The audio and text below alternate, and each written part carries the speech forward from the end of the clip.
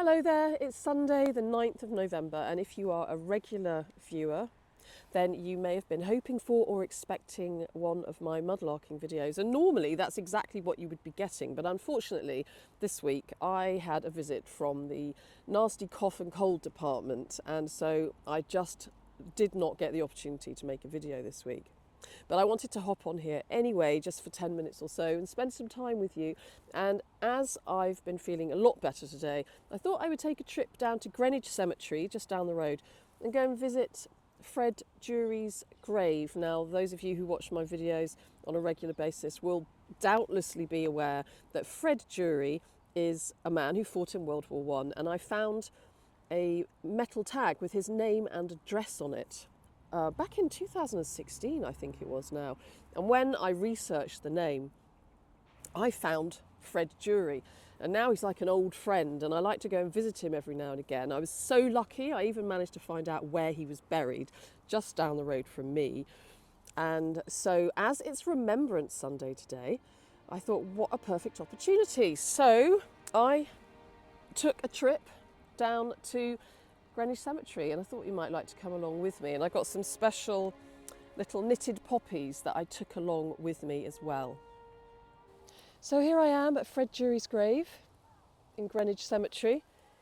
Fred is here. He died in 1932. He actually survived World War One, but he fought in it and he suffered extensive injuries, and I love to come and visit Fred every now and again, but particularly on a day like today, Remembrance Sunday. It's Sunday the 9th of November, when we remember and honour those who fought and died so that we might live in freedom.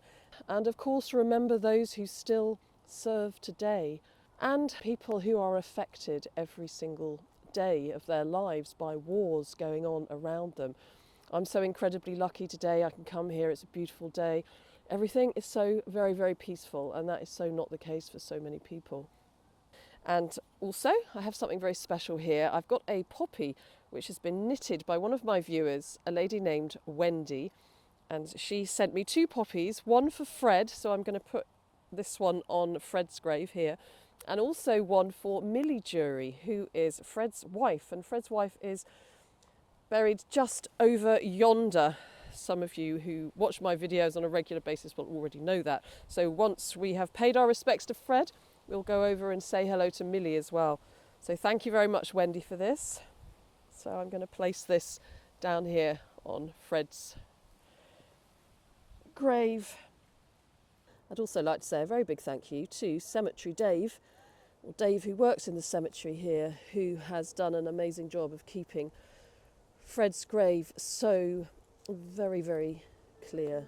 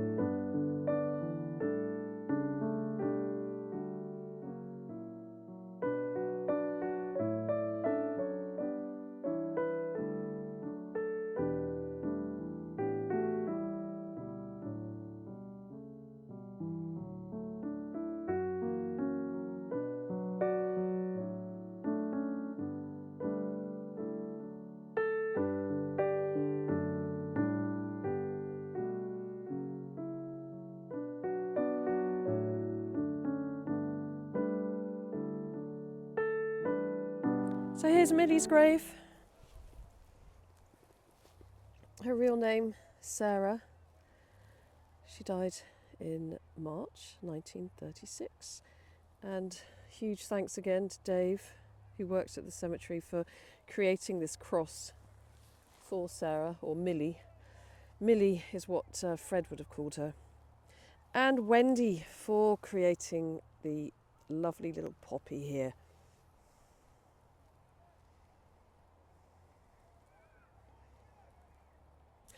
And so I hope you enjoyed that little visit to Fred and Millie Jury. And also what I have with me here today, I'm actually sitting out in my garden now. I've got a nice flask of hot chocolate. If you've been watching the Lost and Found series recently, you'll be used to this flask by now. And it's usually got tea in it, Empress Grey. But today I thought, I'm going to give myself a little treat. So I've got hot chocolate. So I've got a nice mug of hot chocolate.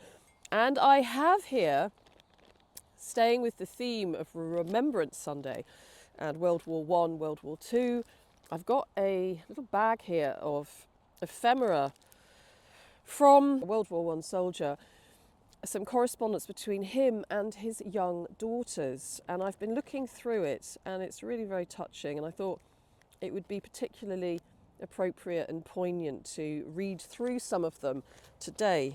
But first of all, let me just show you a photograph of the soldier in question, whose name is Norman. And this is Norman. He lived in southeast London. He fought in the war. There's also a picture of his wife. Now, there he is. That's Norman. It's Norman. His wife is, let me find her here. I think she's called Lily, but I'm just going to have to check in the letters. Aren't those photos, though, from back then just so very special, so evocative of the past, aren't they? So this is Norman and his wife, and there's even some photos of the two children, and they were called Barbara and Margaret. Here they are. So here is one of the letters, and this is from Margaret to Daddy, written Sunday, January the 12th, 1919, and it says, "Dear Daddy, I hope you're quite well, and I hope you will soon be home to play with us again. Would we not be able to play nice games, and you would be able to stay with us, would you not, Daddy? With ever so much love and kisses from your loving Margaret. Ever so much love from Barbara." So this letter, written to their father, fighting in World War I, so out on the front somewhere. So there are several back to Margaret and Barbara. Let me take a look at this one here. Written in pencil, and it's very moving reading them, actually. So this was written Sunday afternoon, and actually it's Sunday afternoon now, 18th of February 1917. My dear Margaret, how much different to yours is Daddy's Sunday afternoon, and how much different to what he would like, is it?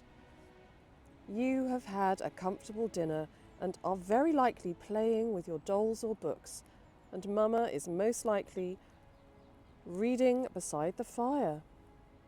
Daddy has just come in from seeing the horses groomed and is smothered all over with mud and rather cold, just for a few minutes to write to his little girl, and then he must go out again and see the horses fed.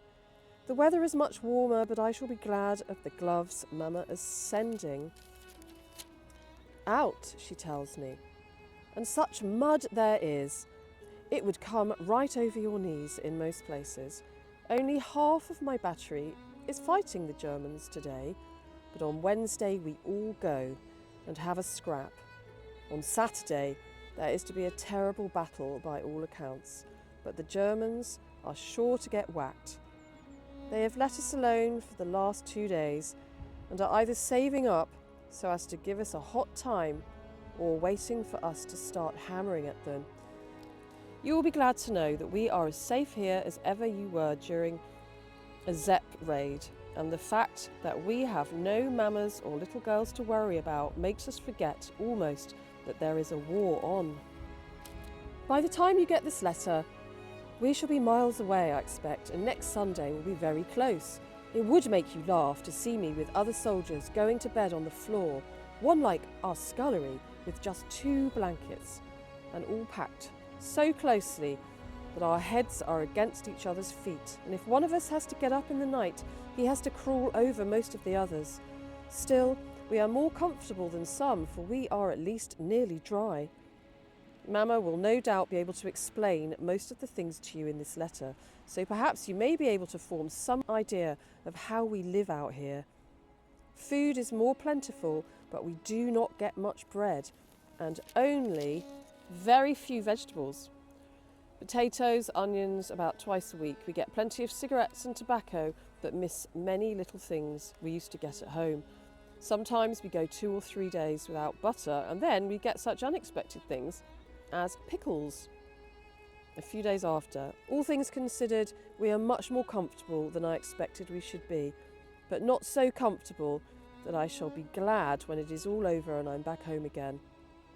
I'm afraid this is not much of a little girl's letter, but I have so little time for writing that I am making this letter do for whoever reads it to you as well. I am very pleased to hear you and Barbara are being such good girls. I am longing to see you again and hear you talk about things, but it will be a long, long time before I can hope for that. Give my love to Mama and Grandma, Grandpa and Charlie. And don't forget Minnie, and be sure I often think of my little girls. Your affectionate Daddy. Isn't that special? It's very special too to be able to read it and give him a voice again, and Margaret a voice. Just by reading these letters, I can just imagine them both, and how hard it must have been as a soldier in World War One, out in the trenches covered in mud, and then thinking about your family back home. And so there is another letter I wanted to read as well, a couple actually, if you don't mind hanging out with me for a little while. Yes, here we go. Now this one was written on the 26th of June 1917. My own dear little daughter. The letter which Mama wrote to me last Thursday and in which you sent a note arrived this afternoon. I was very glad to read in your note that you like school. You say you like it better than home. I suppose you mean you like going every day more than doing lessons at home and staying at home all the day. What a lot of things they are teaching you, to be sure. You will know ever so much more than your old daddy when he comes home again, won't you? All I know about now are guns and horses and rough soldier men. All else is far from me. I do seem to remember a time many months ago when I used to live at home with Mama and had 2 little girls who used to ask me questions and sit on my knees and kiss me good night and say, "Bless Mama and Daddy" in their prayers.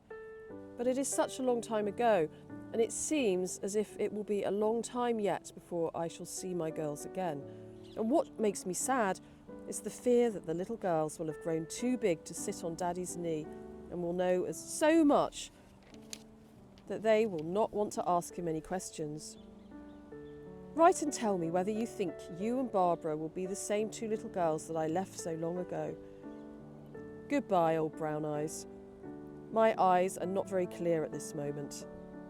Kiss Wimple for me and thank her for her note and send me some more drawings. Your fond father, Daddy. We can still find letters like that now in flea markets and in car boot sales and house clearances and things. And so we can evoke the memories of these people again. But, you know, we're going to be doing that less and less because we all use our phones now, don't we? We have our photos on our phones, our messages on our phones and emails. And so it's going to be a lot rarer to find records of people's feelings and thoughts just like this. So it's really special to be in possession of these letters. And here's a photograph of Norman's regiment here.